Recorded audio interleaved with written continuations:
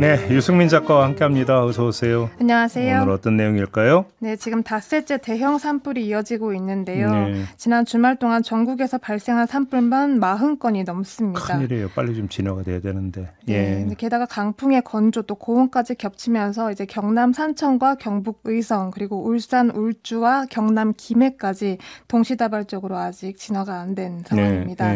또 진화 작업에 나선 이제 공무원 그리고 진화대원 4명이 숨지는 일도 있었는데요.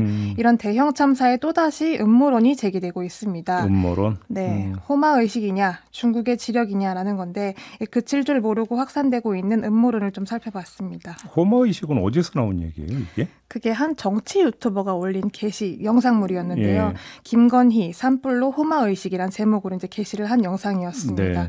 호마의식은 불에 공약물을 태우는 밀교의식인데 해당 유튜버가 주장을 한 건 김건희 여사가 윤석열 대통령과 자신의 나쁜 흐름을 바꾸려고 무속적인 의식을 실행한 게 아니냐라고 이제 한 거죠. 지금 일부러 불질렀다는 거잖아요. 예, 일부러 불질렀다라고 하는 건데 이 동시다발적으로 발생한 건 우연일 수 없다라면서 정치적인 의미를 담은 호마의식이다라고 음모론을 제기한 겁니다. 아이고, 예. 이후에 이제 여기에 대해서는 대통령실에서 법적 조치를 취하겠다라고 대응에 나섰는데요.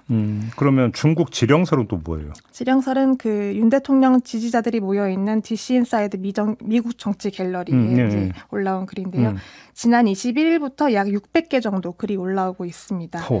본격적으로 수상하다라는 글이 올라오기 시작한 게 22일. 그러니까 하루 만에 전국에서 산불이 29건이 발생하면서 의심이 좀 증폭된 건데요. 산불이 이렇게 빠른 시간 동안 동시다발적으로 일어난 적이 없었다. 그렇다면 누군가 작정을 하고 전국에 불을 지르는 것이다라고 하면서 이 의심들이 모이면서 또 어김없이 방화범은 중국인이다. 간첩이다라는 이제 결론에 도달하게 된 겁니다. 근거가 뭔데요? 근거는 없습니다. 네. 근거라고 하기는 좀 민망한 수준인데요. 조회수가 많았던 글 위주로 좀 살펴봤습니다.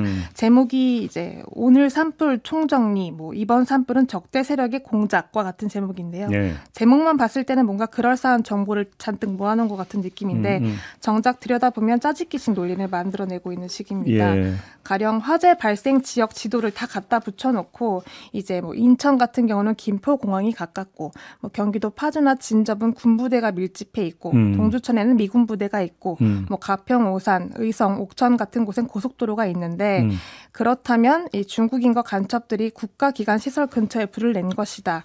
내전을 위한 방화이자 반국가 세력의 테러다라고 주장을 하는 거죠. 근데 그중에 눈에 좀 띄었던 게 챗GPT를 동원한 글들이 많았다라는 점입니다. 챗GPT를 이용을 했다고요? 예. 어떤 식으로요?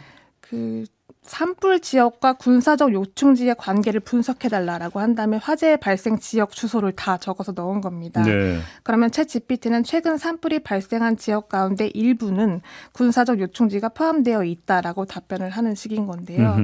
또 이제 한미연합훈련이 지난 20일에 종료가 됐는데 산불이 발생한 게 21일이다. 그렇다면 이 둘의 상관관계가 있다고 보는가라고 질문을 넣으면 또 챗GPT가 훈련 종료 직후를 노려서 어떤 심리적, 물리적인 빈틈을 노렸을 가능성이 있다라고 답변을 하는 식인 거죠. 그래요? 예, 질문이 좀 처참한 수준이었는데요. 네. 뭐 간첩이 산불을 왜 낸다고 생각해라고 이제 물어보면 챗GPT가 답변을 하고 그걸 또 이제 공유하는 식이었는데 결국 이를 확인한 누리꾼들이 역시 가두리 작전이었다라고 납득을 하는 식이었습니다. 가두리 작전? 가두리 작전. 예. 뭐 음모론이야 뭐 하루 이틀 얘기가 아니니까 근데 챗GPT를 이용했다는 게 눈길을 끄네요. 그렇죠. 네. 논리의 비약이 보이는 부분인데요. 네. 음모론이라는 게 사실 이해할 수 없는 혹은 동의할 수 없는 현상을 설명하기 위해서 동원되는 하나의 스토리라고 본단다면 네. 서사 구조가 제대로 갖춰져야 한다는 조건이 필수인데요. 네. 그러니까 누가 언제 왜 그랬는지에 대한 구조를 짜야 하는 건데 여기서 챗GPT를 이용하고 있다라는 거는 그런 서사 구조를 사고할 수 있는 능력이 없다라는 그런 방증을 네. 볼 네. 수가 있는 거고 예. 단편적인 의심만 있는 거지 그걸 뒷받침해 줄 수 있는 근거가 없기 때문에 결과적으로 챗GPT에서 빌려오는 것이 아닌가라는 의심을 좀 해볼 수가 그러니까 있습니다. 근거가 박약하니까 챗GPT를 통해서라도 어떻게 끌어모아보자. 어떻게든 예. 이런 차원이잖아요. 그렇죠.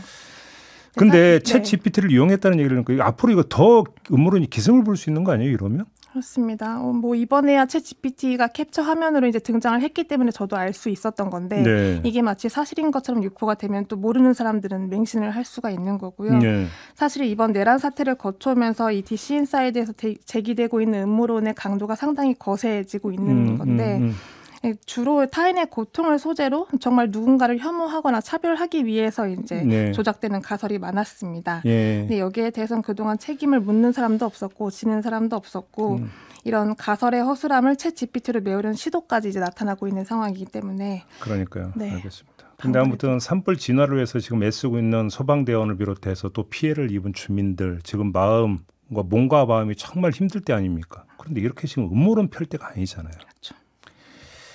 알겠습니다. 자, 이렇게 마무리하죠. 유승민 작가와 함께했습니다. 수고하셨어요. 고맙습니다.